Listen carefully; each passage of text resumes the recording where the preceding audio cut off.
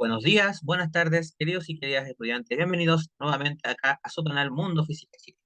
En esta oportunidad, ya saliendo un poco de lo que vimos en los videos anteriores sobre ecología y el medio ambiente, vamos a trabajar ahora sobre la mecánica de fluidos. Vamos a trabajar qué son los fluidos, vamos a trabajar cuáles son los conceptos de presión, por ejemplo, cómo varía la presión, cómo es un fluido en movimiento, que se llama flujo a través de la aerodinámica, y algunas ecuaciones como la ecuación de los principios de la hidrostática, por ejemplo, el principio de Pascal y el de Arquímedes, y también la ecuación de Bernoulli en esa sección de videos, que son aproximadamente tres o cuatro que voy a estarles subiendo, ¿verdad?, a este canal para que puedan trabajar respecto a esta parte, ¿cierto?, ya del curso.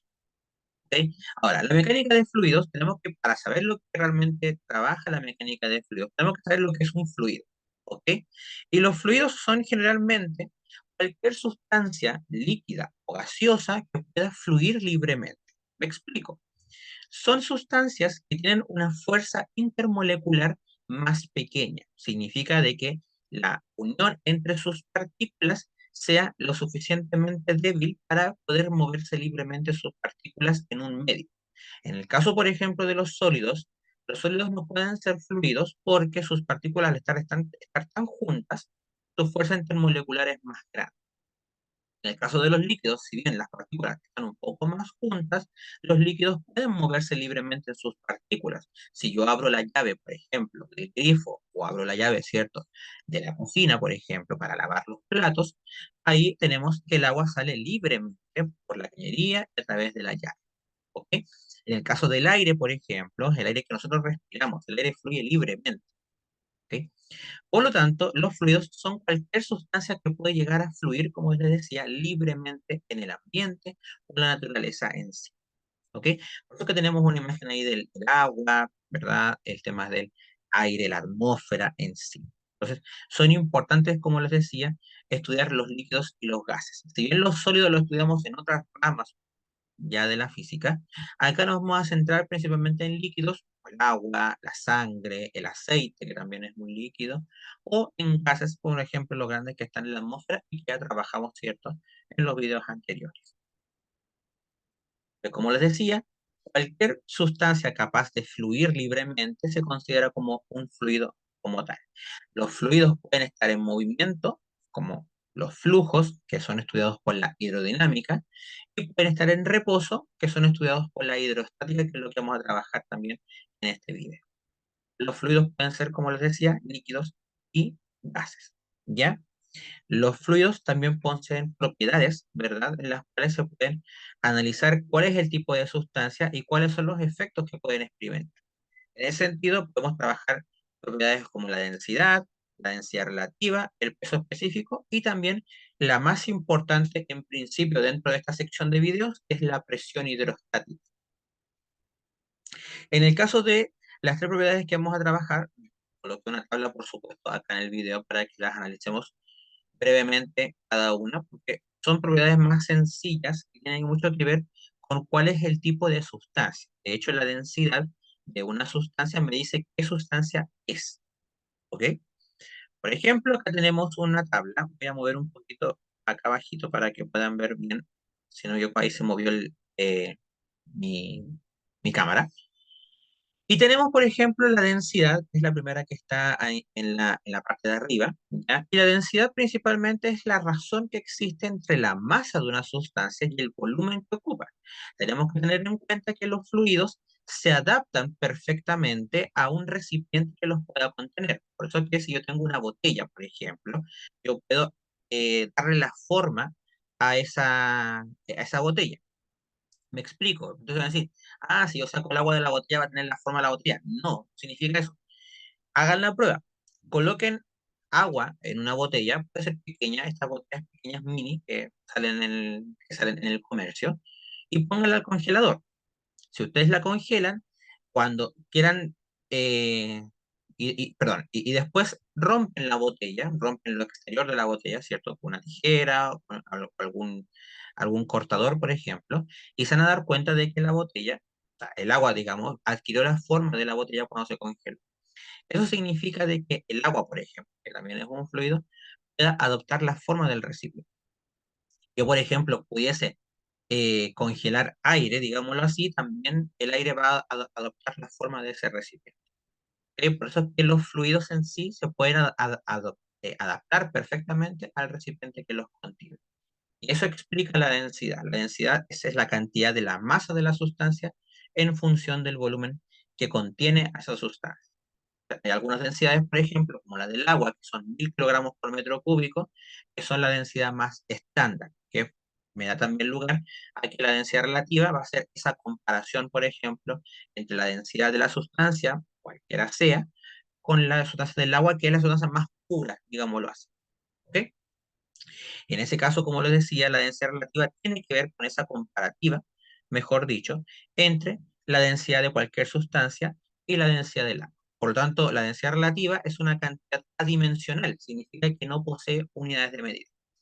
Por ejemplo, si yo tengo una densidad relativa de 5, significa que la densidad de la sustancia que estoy analizando son 5000 kilogramos por metro cúbico, porque tendría que multiplicar el 5 de la densidad relativa con los 1000, que es la densidad del agua. Y ahí tenemos la densidad de la sustancia.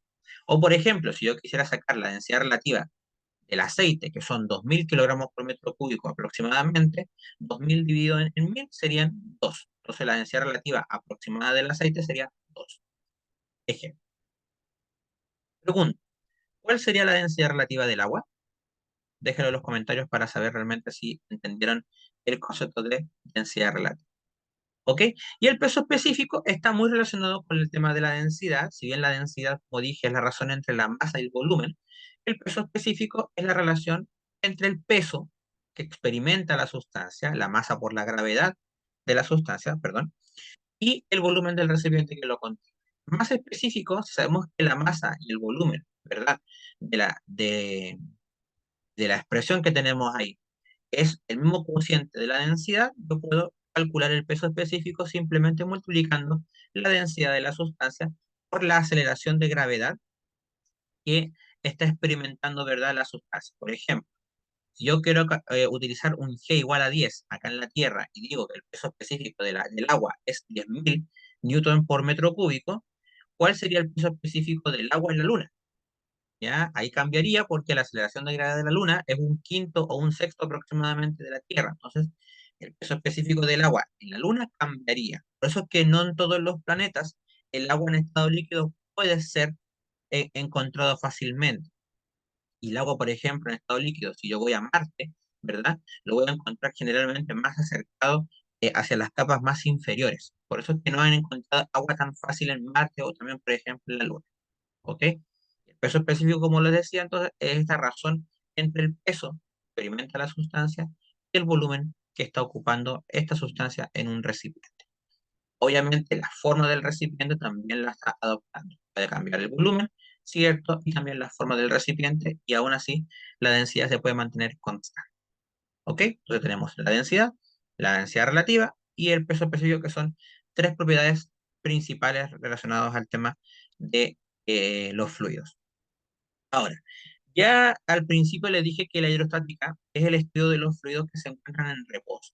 Como ven ahí en la imagen, se pueden dar cuenta de que el fluido que está dentro, de que tenemos dos fluidos, y voy a explicar por qué, porque en otro video va a quedar mucho más específico.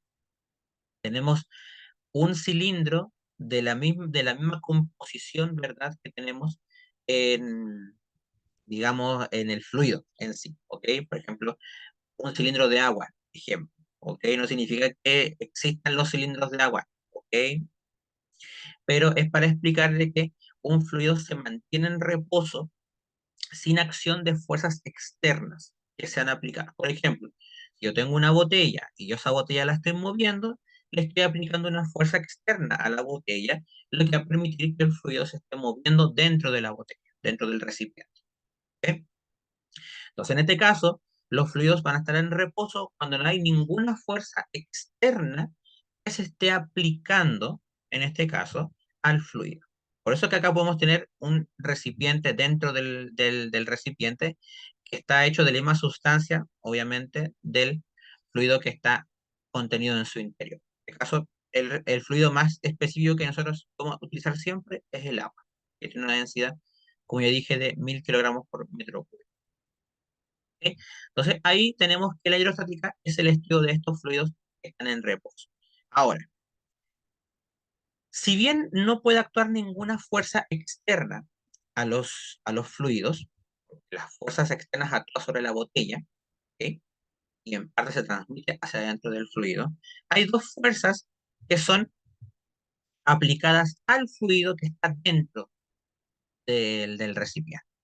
La primera es la fuerza de masa, que es la que permite que todas las partículas del fluido se estén desplazando, perdón, como un medio continuo, ¿ok?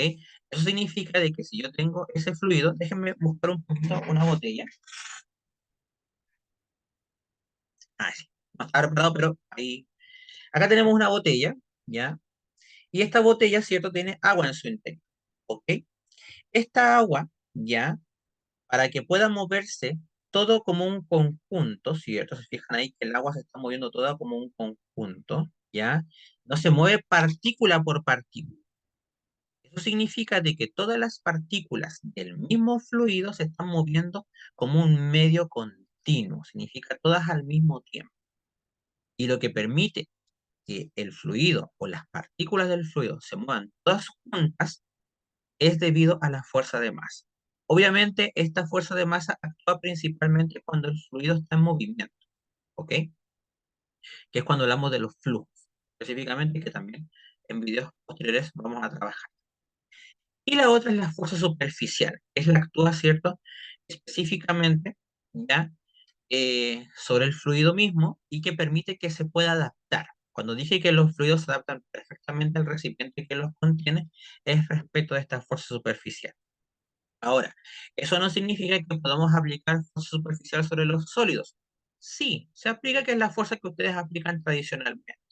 De hecho, la fuerza superficial es muy parecida, como dije, a la fuerza que ustedes aplican tradicionalmente a una botella. Si yo, por ejemplo, quiero aplastar la botella, ¿cierto? Obviamente el fluido en cuestión se va a ir trabajando. Si bien es una fuerza externa, entre comillas, la superficial es la fuerza que actúa directamente sobre el mismo fluido que está dentro. ¿Ok? Yo, por ejemplo, comprimo, ¿verdad? El fluido que está dentro, se va a ir comprimiendo también lo que está, como dije, dentro. ¿Ya? Ahora, también se puede colocar dentro de los flujos, también puede estar en movimiento, pero principalmente la fuerza superficial actúa en reposo, ¿ok? Y es la fuerza por defecto, por así decirlo, que actúa dentro del caso de los fluidos y que, como dije, es la que permite que los fluidos se adapten correctamente o perfectamente al recipiente que los contiene. En ese sentido, podemos hablar de que la presión hidrostática entonces es la cantidad de fuerza que se ejerce al fluido, en este caso superficial, en función de una superficie. Y tenemos la otra expresión dentro de esta parte, donde podemos calcular la presión que experimenta o que, sí, que experimenta, perdón, que experimenta un fluido en función de la fuerza que se está aplicando y la superficie o el área que tiene, obviamente, el recipiente. ¿Ok? Mientras mayor sea la fuerza que yo le aplique a un fluido, mayor va a ser la presión. Y eso explica también por qué cuando a nivel del mar la presión atmosférica es la más grande. Si yo voy, por ejemplo, a sumergirme, también la presión va a ser un poco más grande porque van habiendo muchos más cambios progresivos en la presión, ya que también, por ejemplo, si yo subo, ¿cierto?, a un cerro. ¿Ok? Entonces, siempre a nivel superficial la presión va a ser, en este caso, en principio la atmosférica va a ser la más grande, ¿ok? Ya si yo quiero subir, por ejemplo, a un cerro, la presión va a ser más baja porque la presión tiene que ver mucho con el tema de la altura, ¿ok? En este caso, la presión hidrostática, la presión, como también se puede conocer, es la cantidad de fuerza que se está aplicando en una superficie. Obviamente, como dije, hablamos de que la fuerza que estamos trabajando acá es la superficial, es la que está experimentando o la que se está aplicando sobre el fluido, ¿ok? Bueno, el video va a ser un poquito más corto, por supuesto. Y aquí van algunas preguntas. ¿Qué es un fluido? Ya, déjenos en los comentarios a ver si saben y entendieron bien lo que es un fluido. ¿Cuál es la diferencia entre la densidad y el peso específico? Que la densidad es la razón entre la masa y el volumen, el peso específico simplemente es la comparación de la densidad que calculamos con la densidad del agua. Ya la densidad posee una unidad, que es kilogramos por metro cúbico, el peso específico no, porque es una comparación básicamente. ¿En qué consiste la hidrostática? Bueno, sabemos que la hidrostática es el estudio de los fluidos que están en reposo. Para los que están en movimiento se llama hidrodinámica. Y las fuerzas que se aplican son la fuerza de masa, que es la que permite que se mueva como un medio continuo, y la fuerza superficial, que es la que permite que se adapten al recipiente y a los conductos. ¿Y qué es la presión hidrostática? Bueno, la presión hidrostática, ¿verdad? Es la cantidad de fuerza, de caso superficial, que se está aplicando al fluido en función de la superficie o el área que tiene, en este caso, el recipiente. Así que nada más, este video, como les decía, un poquito más corto. Ya el siguiente video va a ser un poquito más largo porque el tema es un poquito más profundo. ¿Ya? Nada más, me despido. Nos vemos en otro video más acá en Mundo Física Chile. Hasta la próxima.